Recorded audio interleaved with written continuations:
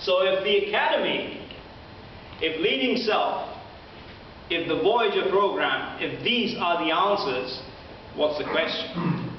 Okay. And the question was actually very well phrased in those numerous interviews I did. I've been conducting interviews of CEOs and senior managers in New Zealand for the last couple of years, okay?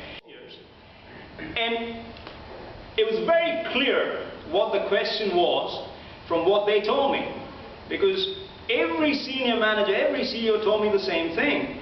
That, hey, at the end of the year,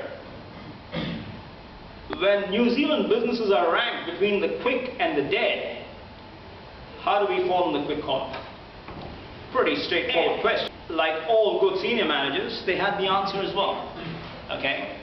And the answer was that, hey, if we want to fall in that quick column every time, then our key people need to be in a different place. They need to be different, and they need to think of time in a different place. That different place is the intersection of your head, your heart, and your place in this world, okay?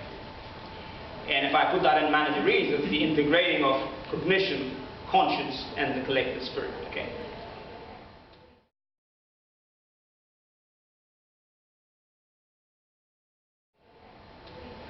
And then what was it that you had to be different?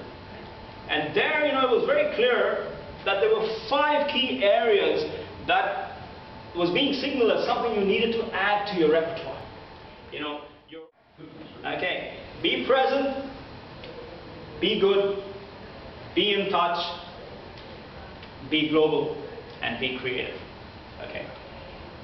So those were the 5 big B's.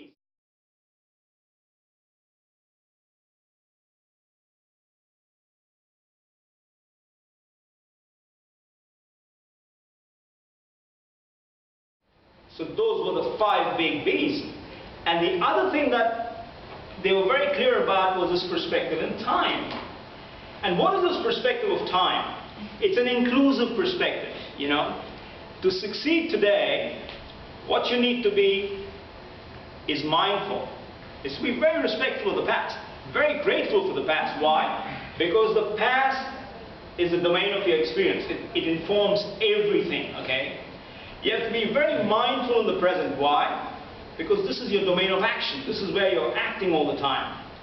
And when it comes to the future, you need to be very anticipatory. Why? Because the future is your only domain of possibility. Yesterday is gone. Today is happening as we speak, and it's tomorrow that you can influence.